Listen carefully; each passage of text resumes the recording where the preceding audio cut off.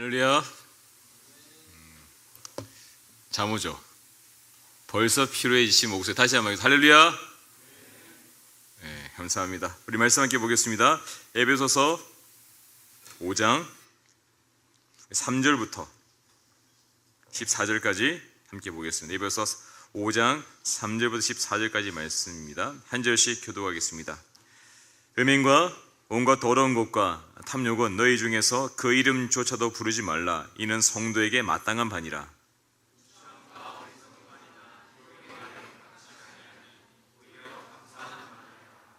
너희도 정녕 이것을 알거니와 음행하는 자나 더러운 자나 탐하는 자 곧 우상 숭배자는 다 그리스도와 하나님의 나라에서 기업을 얻지 못하리라 니니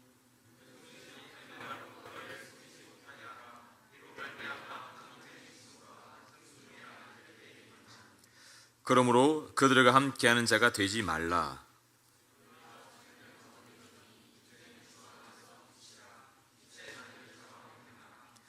빛의 열매는 모든 착함과 의로움과 진실함에 있느니라. 너희는 열매 없는 어둠의 일에 참여하지 말고 도리어 책망하라. 그러나 책망을 받는 모든 것은 빛으로 말미암아 드러나니 드러나는 것마다 빛이니라. 그러므로 이르시기를 잠자는 자여 깨어서 죽은 자들 가운데서 일어나라. 그리스도께서 너에게 비추이시다 하셨느니라. 아멘. 우리 옆에 있는 우리 지체들에게 인사하겠습니다. 일어나세요. 일어나세요. 일어나세요. 네. 일어나 있나요? 네, 감사합니다. 이 일어나라는 이 단순한 말은 참 많은 의미를 포함하고 있습니다. 일어나지 않으면 아무리 좋은 것도 누릴 수 없고 아무리 기쁜 것도 우리가 동참할 수 없습니다. 일어나는 자들이 하나님의 은혜와 사랑을 느낄 수가 있죠. 이 일어나라는 말은 바울의 권면이자 하나님의 뜻입니다. 일어나기 위해서는 잠을 자야 되죠. 잠을 자는 건 나쁜 것이 아닙니다. 잠은 우리가 살아가는데 반드시 필요합니다. 하지만 잠을 자는 이유는 무엇하기 위해서입니까? 왜 잡니까? 일어나기 위해서 하는 것입니다. 일어나서 내가 더 힘있고 내가 원하는 그것을 감당하기 위해 잠을 자는 것이죠. 잠을 잤는데 일어나지 않는다. 영원한 잠을 두 자로 죽음이라고 말합니다. 일어나지 않으면 죽는 것입니다. 그래서 우리는 잠에서 반드시 깨어나야 됩니다. 육체의 잠, 육체의 죽음보다 더 위험한 것은 영혼의 잠, 영혼의 죽음입니다. 우리가 자는 사람은 보면 압니다. 그런데 영혼의 잠에 빠진 사람은 모릅니다. 느껴지지 않습니다. 교회를 열심히 나오는 것 같습니다. 우리 순장이 되었습니다. 교회를 다니면 직분을 받고 권사님도 되고 집사님도 되고 목사님도 되었습니다. 그런데 영혼의 잠에 빠져 있는 분들이 가끔 있습니다. 영혼의 잠에 빠지면 어떤 말을 할까요? 잠꼬대랍니다. 해서는 안 되는 말을 합니다. 해서는 안 되는 행동을 합니다. 왜 그럴까요? 자고 있으니까. 자고 있으니까. 예전에는 안 그랬어요. 우리 순장님이, 우리 순원이, 저 사람이 예전에는 안 그랬는데 갑자기 이상한 행동을 합니다. 이상한 말을 합니다. 그 사람 주변에 가면 다툼이 생기고 분쟁이 생깁니다. 왜 그런 일이 생깁니까?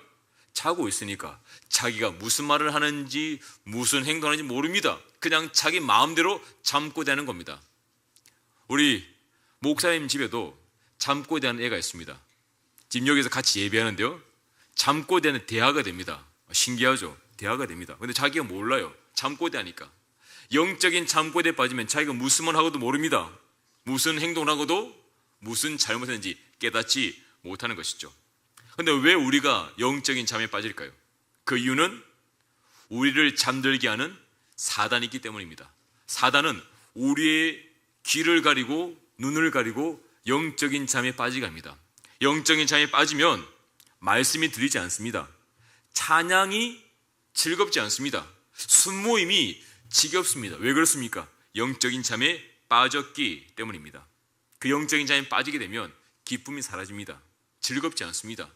모든 것이 불평과 원망이 나올 수밖에 없는 것이죠. 그래서 우리는 나를 위해서, 스스로를 위해서 잠에서 깨어나야 됩니다. 우리 친구들 졸음운전 해본 적 있습니까? 졸음운전 본 적 있습니까?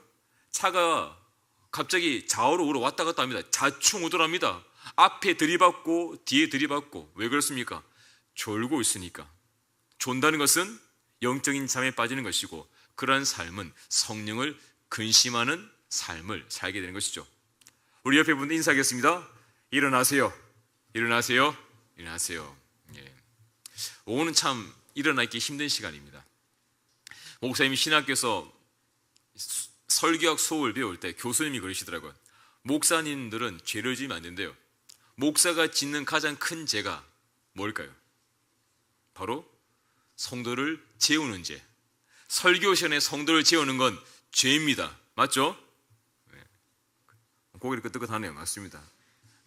졸리는 설교를 하면 안 됩니다. 그런데 설교 시작하고 10분 안에 자는 것은 목사님의 잘못이 아닙니다. 10분 후에는 목사님 책임입니다. 6분 지났습니다. 4분 남았습니다. 4분에 자는 것은 여러분의 잘못이 아닙니다. 4분만 참으면 됩니다. 자, 이렇게 우리가 영적인 잠을 자고 육적인 잠을 자게 되면 누가 손해냐? 내가 손해입니다. 잠은 어둠입니다. 잠은 생명력이 없습니다. 깨어날 때 생명력을 나타낼 수 있는 것이죠. 그래서 오늘 본문의 바울 사도는 어둠을 벗어버리고 잠에서 깨어나라고 말하면서 3절 말씀을 우리에게 말합니다. 3절 말씀 같이 읽겠습니다. 음행과 온갖 더러운 것과 탐욕은 너희 중에서 그 이름조차도 부르지 말라. 이는 성도에게 마땅한 바니라. 아멘. 우리가 영적인 잠을 자게 되면 음행을 행합니다. 음행이 뭐냐? 헬라로 포르네이아. 포르네이라는 단어에서 포르노가 나왔습니다. 음행은 성적인 죄입니다. 왜 성적인 죄를 지었습니까? 하나님을 사랑하지 않고 자신을 사랑하면서 내가 원하는 쾌락을 찾아가다 보면 그게 음행입니다. 그 음행이 오늘날 어느 정도까지 발전되었느냐? 그 음행의 한 모습이 동성애입니다. 남자가 남자를, 여자가 여자를, 하나님의 창조 질서를 거스릅니다. 그러나 내가 좋으면 됩니다. 내가 좋으니까 마음대로 하는 겁니다. 이게 바로 음행입니다. 음행은 그 다음에 온갖 더러운 것을 만지게 됩니다. 음행한 사람은 더러운 것을 만집니다. 내가 기쁘고 즐거우면 온갖 것 다 행합니다. 그게 죄입니다. 그리고 음행은 더러운 것에서 무엇으로 연결됩니까? 탐욕으로 이어집니다. 탐욕. 탐욕은 절제되지 않는 욕망이 탐욕입니다. 물론 사람을 살아가게 되면 욕망이 있습니다. 먹을 것, 그리고 입을 것, 좋은 거 자고 싶은 그런 욕심이 있죠. 그런데 그 욕망이 절제되지 않으면 그게 죄가 됩니다. 남의 겁니다. 그 내가 가지고 싶어. 가져오면 도둑질입니다. 하면 안 돼요. 하고 싶어. 하면 그게 죄가 되는 겁니다. 나를 놀려요. 화가 납니다. 때리면 안 돼요. 때리면 그게 폭력이 되는 겁니다. 절제되지 않는 욕망이 바로 죄로 이어지게 되는 것이죠. 우리에게 필요한 건 많습니다. 하지만 그것을 절제해야 됩니다. 우리가 호흡하고 살기 위해서는 호흡해야 됩니다. 호흡하면 산소가 우리 코를 통해서 몸으로 들어오게 되죠. 산소가 없으면 우리는 3분도 살 수가 없습니다. 그러나 호흡을 해서 산소가 우리 몸에 들어오는데 과호흡을 하게 돼서 우리가 호흡을 급하게 하고 산소가 우리 몸에 많이 들어오게 되면 산소 중독에 의해서 오히려 죽을 수도 있습니다. 많은 것은, 넘치는 것은 우리에게 더 나쁠 수가 있다는 것이죠. 조금 있으면 장마가 다가옵니다. 목사님 뉴스를 보니까요, 어제 부산에서 121년 만에 가장 비가 많이 내렸다고 합니다. 그래서 도로가 침수되고 한 명은 구조 요청을 하고 112에 40건의 신고 전화가 들어왔대요. 비가 많이 오니까. 비는 필요합니다. 우리가 살아가는데 물은 반드시 필요하죠. 비가 와야 나무가 자라고, 그리고 우리가 동식물과 모든 생물이 살 수가 있습니다. 그러나 우리가 감당할 수 없는 비는 홍수가 되고 재해가 될 수밖에 없는 것이죠. 우리는 돈을 원합니다. 그러나 우리가 감당할 수 없는 돈과 물질은 우리를 범죄하게 만듭니다. 우리가 감당할 수 없는 많은 시간들은 우리를 나태하게 만듭니다. 하나님은 우리에게 필요한 만큼 주었습니다. 그것을 믿고 감사할 때 믿음의 삶을 살 수 있는데, 우리는 나에게 주어진 것을 보지 않습니다. 오히려 없는 것을 부러워하죠. 그러면서 아무것도 하지 않습니다. 목사님이 어제 우리 셋째 딸에게 영상을 보여줬습니다.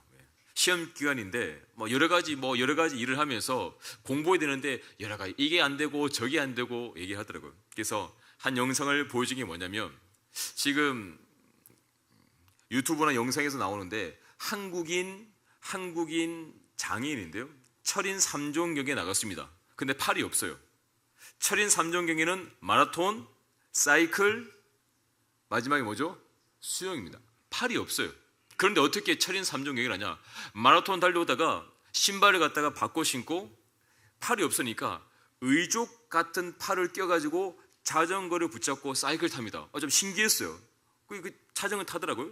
근데 의족으로 자전거를 핸들은 조절할 수 있는데 브레이크는 잡을 수 없습니다. 근데 도전하는 겁니다. 행하는 겁니다. 자신의 신체를 불평하지 않고 도전하면서 나아가는 거죠. 상관관계를 극복합니다. 왜? 믿음이 있고 자신의 신념이 있으니까 극복해 나가는 거죠. 우리는 지금도 불평합니다. 하나님, 나는 뭐가 없어요. 뭐가 안 돼요. 하지만 하나님은 나의 건강한 몸과 오늘도 주를 믿고 신뢰할 수 있는 건강한 정신을 주셨습니다. 모든 걸 다 할 수 있습니다. 왜 못합니까? 우리의 마음이 없기 때문이죠. 만족하지 못하기 때문입니다. 오늘 본문은 3절, 음행과 온갖 더러운 것과 탐욕은 너희 중에서 무엇조차 하지 말라고요? 이름조차도 부르지 말라. 이름을 부른다는 것은 내 입으로 말하는 겁니다. 우리가 말하는 것은 생각에서 나옵니다. 생각이 말로 나오게 되는 것이죠. 하지만 말하는 순간 그 말은 나의 귀에 다시 들리게 되고 내 마음 가운데 다시 새겨지게 됩니다. 우리가 화가 나죠. 그러면 화가 난다고 욕을 하고 싸우고 하게 되면 그 말 때문에 나도 힘들어지고 같이 힘들어집니다. 생각나는 대로 말하는 것은 사람이 아닙니다. 우리는 생각나는 것을 절제하고 해야 되는 말과 하지 말아야 되는 말을 구별해야 되는 것이죠. 우리가 함부로 말하게 되면요, 그 함부로 말한 그 내용이 나도 모르는 사이에 내 삶으로 나타나고 있습니다. 결국 생각은 말이 되고 말은 행동이 되는 것이죠. 나쁜 생각이 들 수 있습니다. 하지만 나쁜 말 하는 순간 우리 삶은 나쁜 행동으로 이어지게 되기 때문입니다. 그래서 성경은 말합니다. 그 이름조차도 부르지 말고 생각조차도 하지 말라. 무엇을? 음행과 탐욕과 더러운 것은 생각도 하지 말고 말도 하지 말라. 음담, 패설 이런 농담들 하는 순간 나도 그곳에 물들게 되고 나도 모르는 사이에 그런 행동을 할 수가 있다는 것입니다. 그래서 우리는 하나님의 말씀대로 삶을 살아야 됩니다. 요즘 새벽에 우리 매일 성경으로 역대상 말씀을 봅니다. 역대상의 주인공은 다윗이죠. 다윗을 통해서 하나님의 역사를 보게 되는데, 다윗은 어떤 사람입니까? 이스라엘의 왕이었습니다. 하나님의 마음에 합한 자였습니다. 칭찬받는 인물이 다윗이었습니다. 그런데 그 다윗이 죄를 짓습니다. 어떻게 죄를 짓느냐? 사무엘하 11장 2절 말씀 같이 읽겠습니다.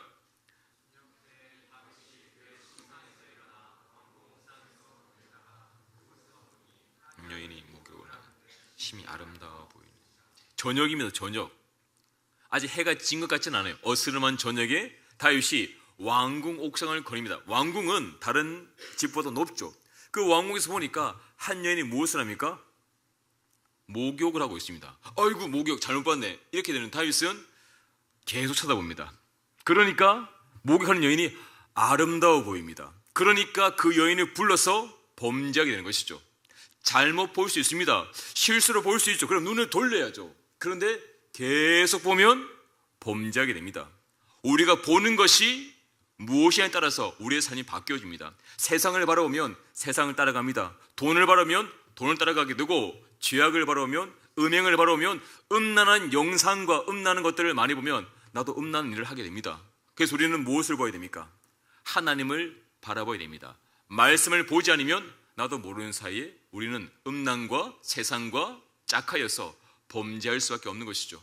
이것은 하나님이 최초에 만드신 아담과 하와도 마찬가지였습니다. 창세기 3장 6절 말씀 같이 보겠습니다.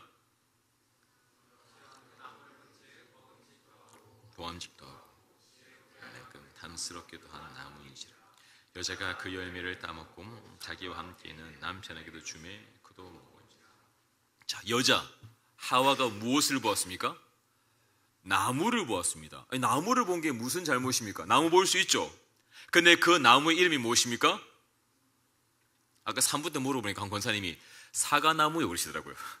이 나무 이름은 선악과입니다. 선악과. 선악과는 하나님이 먹지 말라고 한 나무입니다. 근데 그 나무를 왜 봅니까? 먹지 말라고 한 나무는 보면 안 되죠. 그런데 하나님이 먹지 말라고 한 선악과를 계속 보니까 먹고 싶어요. 보암직합니다. 지혜롭게 할 만큼 탐스럽게 보입니다. 그러니 결국 범죄하게 되는 겁니다.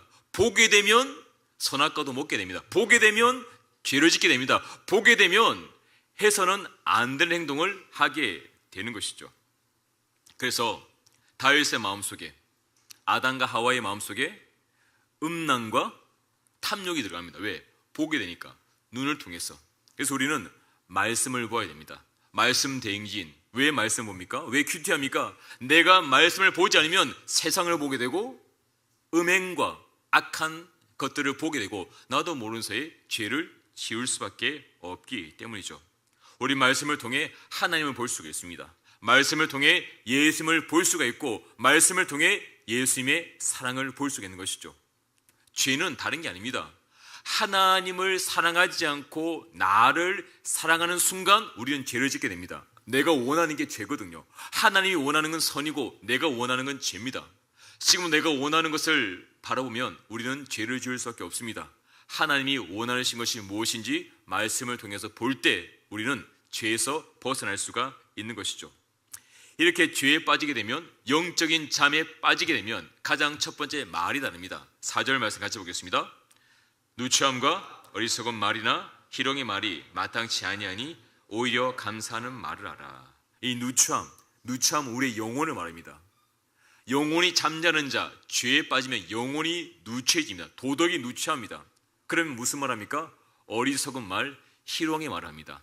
어리석다는 말은 둔하고 그리고 악하다는 말입니다. 이 어리석은 말의 원어는 술 취한 가수입니다. 우리 술 취한 사람들 보면 해롱해롱합니다. 발음도 정확하지 않습니다. 앞뒤 말이 맞지가 않습니다. 자기도 무슨 말인지 모릅니다. 그리고 술 주정이라 그러죠. 그러면서 희롱의 말, 다른 사람에게 성적 수치감을 주고 싫어하는 말을 합니다. 왜? 술 취했으니까. 자신이 무슨 말 하는지 모릅니다. 왜? 영적인 잠에 빠졌기 때문입니다.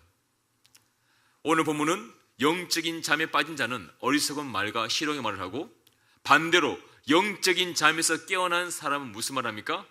오히려 감사하는 말을 합니다. 감사는 영적으로 깨어있는 사람이 할 수가 있습니다. 오늘도 교회 올 때 감사가 넘치는 사람이 있고 불평이 넘치는 사람이 있습니다. 입구에 올 때 우리 안내 팀들 있지 않습니까? 안내 팀들이 더운데 안내해주면 그것도 감사하고, 오늘도 일어나서 우리가 예배 드릴 수 있는 성현 교회가 있으니까 감사하고, 성현 교회 가면 나를 기다리는 누가 있습니까? 순장님 있잖아요. 별로 마음에 안 들지만, 마음에 안 들면 기다려주면 감사하지 않습니까? 예. 이거 모든 게 감사한 겁니다. 그런데 반대로 말하면 다 불평입니다. 교회 가도 불평, 안 가도 불평, 일어나도 불평, 잠이 와도 불평, 눈이 부어서 불평, 오늘 화장이 잘 안 먹어서 불평, 다 불평입니다. 이게 바로 영적인 잠을 자는 자와 잠에서 깨어난 자의 차이라는 것이죠. 감사는 그냥 감사가 아닙니다. 믿음이 있는 자가 감사할 수 있습니다. 역대상 16장 34절 같이 읽겠습니다. 여호와께 감사하라. 그는 선하시며 그의 인자하심이 영원하니이다. 왜 감사합니까? 하나님이 선하시기 때문입니다. 그의 인자, 그의 사랑이 영원하기 때문이죠. 이것은 시편 말씀에도 똑같이 기록되어 있습니다. 시편 106편 1절 같이 보겠습니다. 할렐루야. 여호와께 감사하라. 그는 선하시며 그 인자하심이 영원합니다. 왜 감사해야 됩니까? 하나님이 선하시기 때문입니다. 하나님이 영원히 나를 사랑하기 때문에 우리는 지금도 감사할 수가 있는 것이죠. 이 시편 106편 1절의 내용은요, 토시 하나 틀리지 않고 6번에 반복됩니다. 그리고 성경 전체에서 감사하라, 그 인자하심이 영원함이로다, 이 말이 무려 32번 기록되어 있습니다. 그리고 감사라는 말은 197번 기록되어 있습니다. 감사하는 것이 믿음입니다. 감사하는 자는 하나님을 아는 자입니다. 하나님을 믿는 자입니다. 하나님을 알지 못하면 감사가 나오지 않습니다.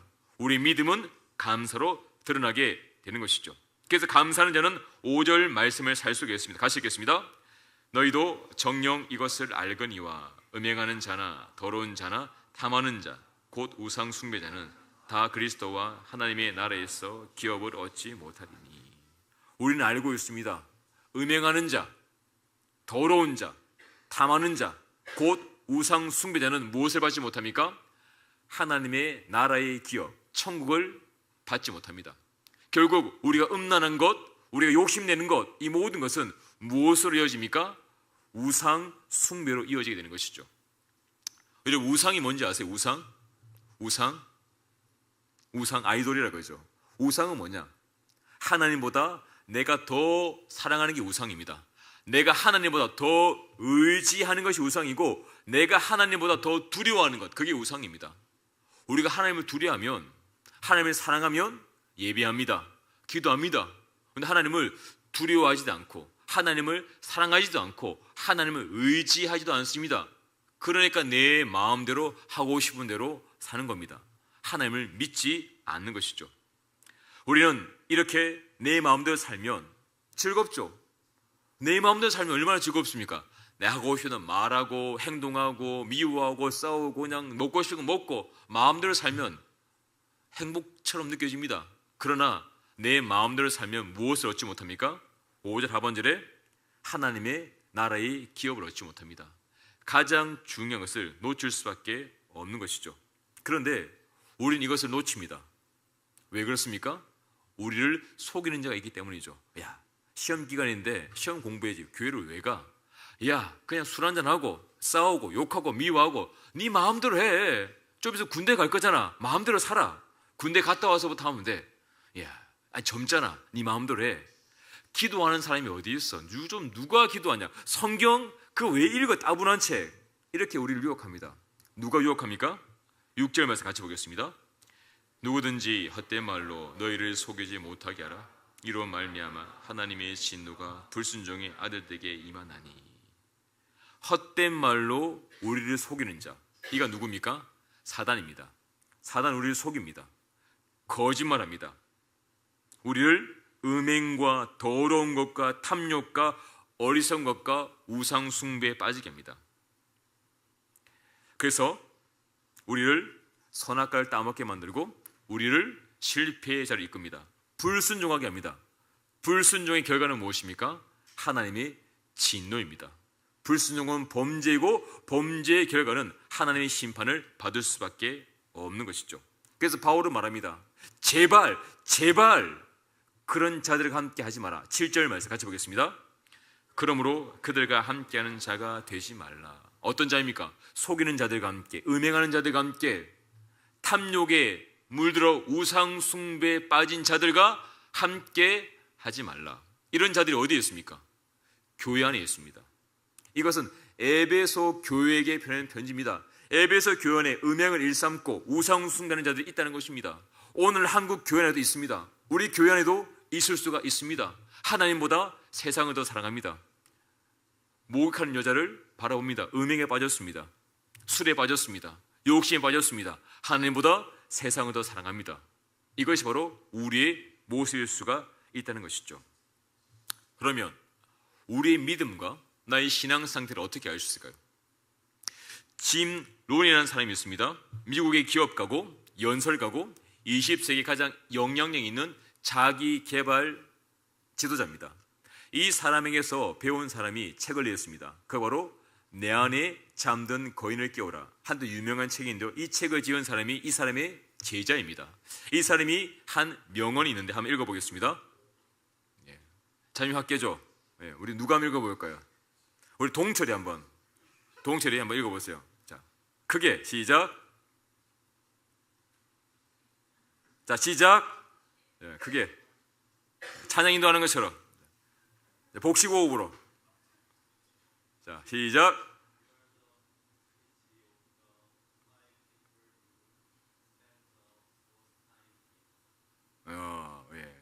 나중에 다이한테 발음 좀 교정 받으면 되겠네요.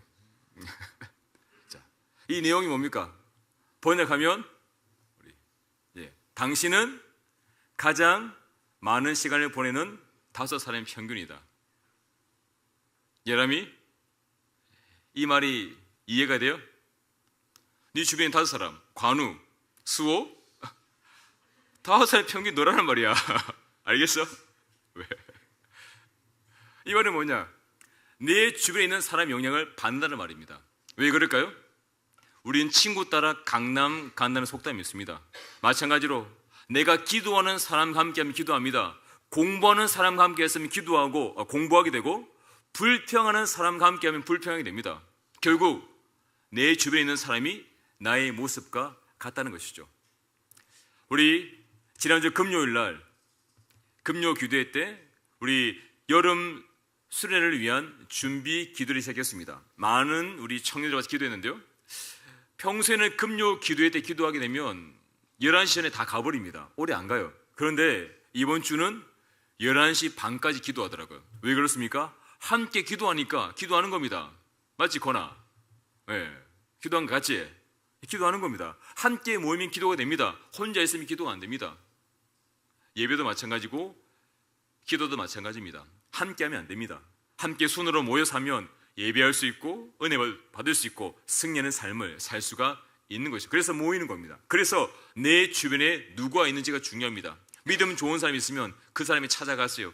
공부 잘하는 사람이 있으면 함께 지내세요. 그러면 배우게 됩니다. 그러면 함께 성장할 수가 있는 것이죠. 그런데 우리가 닮아야 되는 사람은 그런 인간적인 사람으로 끝나는 것이 아닙니다. 우리가 닮고 배우고 따라가야 되는 최종 목표가 누구입니까? 예수 그리스도입니다. 우리는 예수님을 따라가는 예수님의 제자들인 것이죠. 예수님을 따라갈 때 우리의 삶이 아름답게 꽃필 수가 있습니다. 예수님을 따라가게 되면 우리는 8절 말씀을 고백할 수가 있습니다. 같이 읽겠습니다. 너희가 전에는 어둠이더니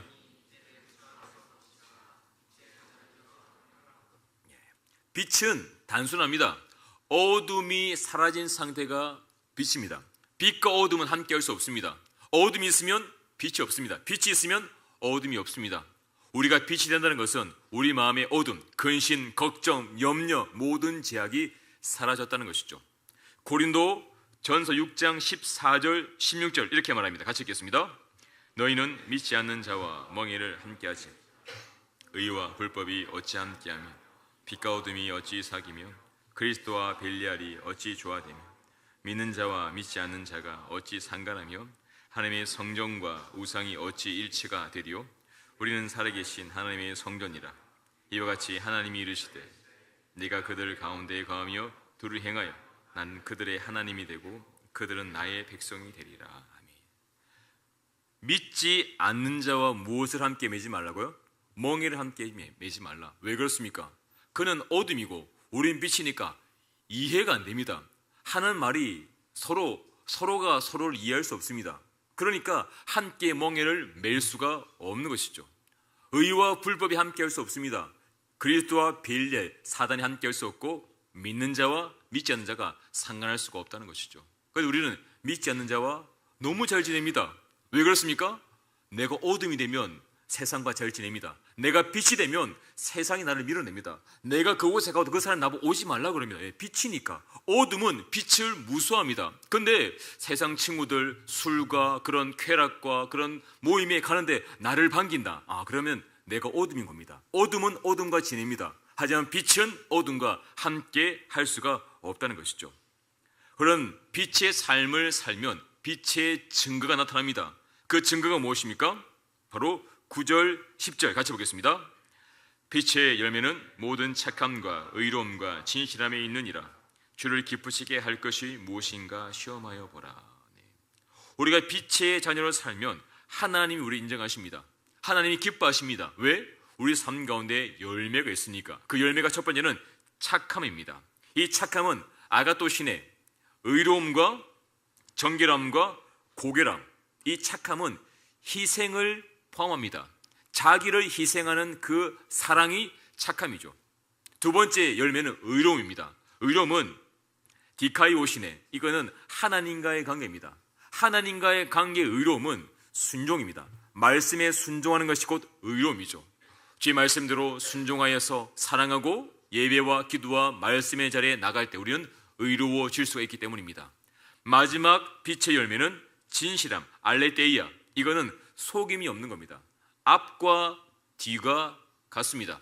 앞에서는 그래 칭찬하고 뒤에서는 욕하고 미워하지 않는다는 것이죠.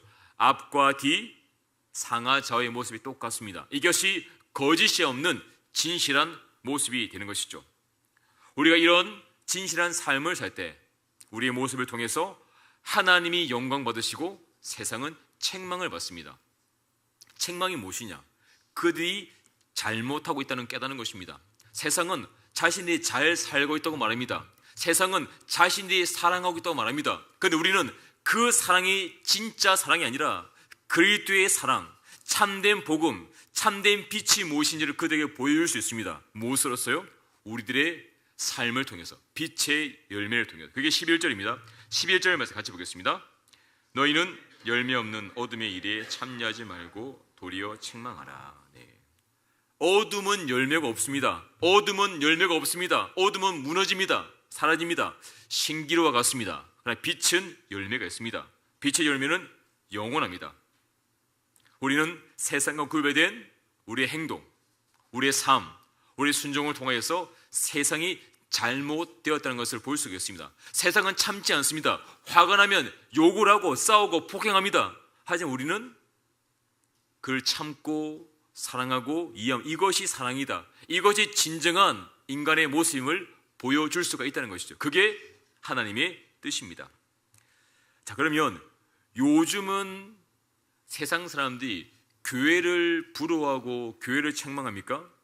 아니면 교회가 세상을 책망합니까? 세상이 교회를 책망합니까? 어떻습니까? 세상이 교회를 책망합니다. 교회가 거룩하고 착하고 어렵다고 예전에는 알려졌지만 오늘날은 교회가 사람들의 손가락질을 받는 교회가 조금씩 늘어나고 있습니다. 왜 그럴까요? 그 이유는 한 가지입니다. 교회의 빛이 점점 사라지기 때문입니다. 빛이 비치면 세상은 눈이 부셔가지고 우리에게 다가오지 못합니다. 그런데 우리에게 점점 다가오고 우리 손가락질합니다. 왜? 빛이 사라지니까. 우리가 점점 어둠에 물들어가니까 세상 사람들, 야, 너 왜 교회인데 빛이 없어? 왜 너 교회인데 그렇게 살아? 왜 너 교회 다니 그렇게 살아? 이렇게 너 왜 꿈이 없어? 희망이 없어? 노력하지 않아? 이렇게 우리를 점점 비난합니다. 왜 너 사랑이 없어? 왜 그렇습니까? 우리 안에 빛의 열매가 점점 약해지기 때문이죠. 주님은 우리에게 빛의 자녀라고 말씀하십니다. 빛의 열매를 맺으라고 말씀하십니다. 그 빛의 열매를 맺기 위해서 어떻게 될까요? 그게 14절에 나옵니다. 14절 같이 보겠습니다. 그러므로 이르시기를.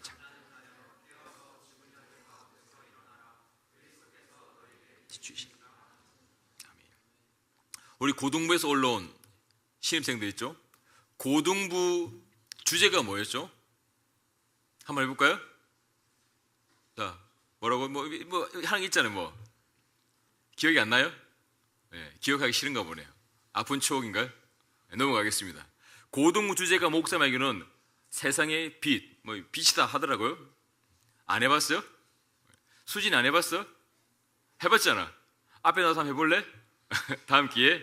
오케이, 알겠습니다. 우리는 세상의 빛입니다. 주님은 우리에게 빛을 비추기를 원하십니다. 근데 왜 빛을 비추지 못합니까? 14절, 그 이유가 나오죠. 잠자는 자여 깨어서 죽은 자들 가운데서 어떻게 하라고요? 일어나라. 잠을 자니까 빛이 안 나는 겁니다. 죽은 자들 가운데 있으니까 빛을 비출 수가 없는 겁니다.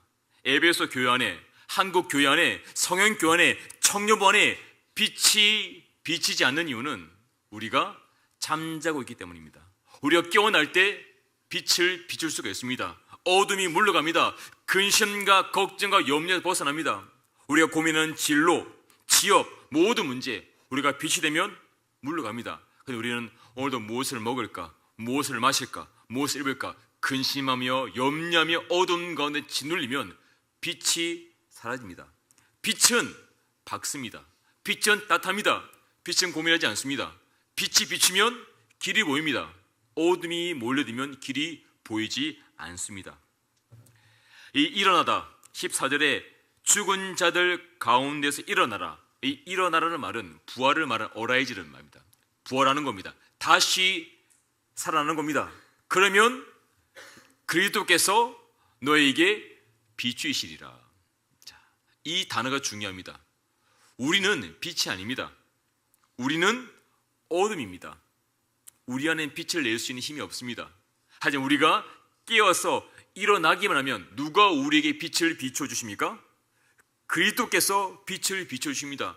우리는 그 빛을 받아서 주님 안에서 빛을 낼 수가 있는 것이죠. 이게 하나님의 방법입니다. 우린 힘이 없습니다. 연약합니다. 매일 겨드나지만 넘어집니다. 그러나 깨어서 일어나기만 하면, 내가 눈을 뜨고 노력하겠다고 주님께 결단하고 고백하면 주님께서 우리에게 빛을 비춰주시고 우리의 삶을 통해서 빛의 열매가 맺히게 하십니다. 그래서 은혜입니다. 그래서 우리는 기도와 말씀과 예배 자리에서 깨어나기만 하면 하나님께서 우리를 사용하시는 것이죠. 그게 주님의 약속의 말씀입니다. 그래서 마태복음 5장 14절 16절 말씀 같이 보겠습니다. 너희는 세상의 빛이라.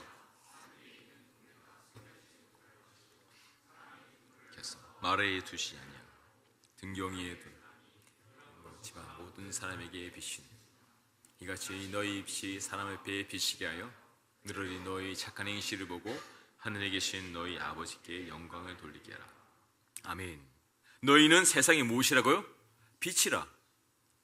이미 우리를 빛이라고 지금 말씀하셨습니다.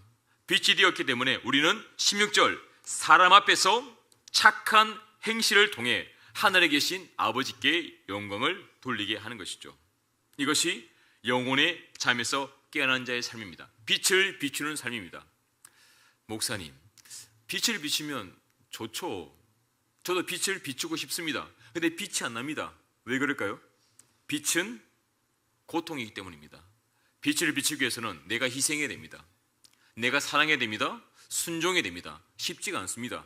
그냥 빛보다 어둠이 좋습니다. 그냥 어둠 속에서 그냥 조용히 묻혀 살고 싶습니다. 그게 우리의 고백이 될 때가 있다는 것이죠. 하지만 빛을 비출 때 우리는 이전에 보지 못하였던 영광과 하나님의 사랑과 상급을 느낄 수 있습니다. 빛이 없으면 그게 불행입니다. 빛은 곧 우리를 주님께로 인도하는 축복의 시작이자 축복의 통로가 되는 것이죠. 우리 성현교회에 이 빛의 삶을 사는 많은 분들이 있습니다. 그분들이 바로 순장님입니다. 우리 청년부에도 순장이 있고 장년들에도 순장님이 있습니다. 그 순장님들이 사랑하고 희생하고 순종함으로 하나님의 교회를 세워나가는 것이죠. 청년부도 마찬가지입니다. 우리 청년들을 이 예배하고 이후에 순모임 나눌 때 그 순장님들이 우리 손을 해서 기도합니다. 연구하고 말씀하고 그 사랑을 나눌 때 우리 청년부가 든든히 세워지게 되는 것이죠. 이 순장 야유회를 우리 장년부에서 지난주에 갔다 왔습니다. 우리 순장님들 얼굴이 얼마나 밝은지 잠깐 한번 보겠습니다. 장년들입니다. 밝죠? 네. 많이 본 분이죠? 네. 그 다음 사진도 있습니다. 단체 사진도 있는데요. 그건 안 나오나 보네요. 그럼 넘어가겠습니다. 이렇듯 우리가 주님께 나아갈 때, 하나님 빛을 발할 때 그 빛의 영향력으로 사람들이 회복되고 살아날 수 있겠습니다. 그러나 이것은 혼자 할 수 없습니다. 함께 하는 겁니다. 내가 빛을 비치면 옆에 사람도 함께 빛이 나게 됩니다. 내가 어두워지면 옆에 있는 사람도 함께 어두워집니다. 내가 졸면 같이 졸게 되고 내가 깨어나면 함께 깨어나게 되는 것입니다. 바울은 에베소 교인들에게 야 너희들만 깨어나야 돼 라고 말하지 않습니다. 바울은 로마에 있는 교인들에게도 동일하게 깨어나라고 말합니다. 그것이 로마서 13장 11절부터 14절 말씀 같이 읽겠습니다. 또한 너희가 이 시기를 알거니요 깰 때가 벌써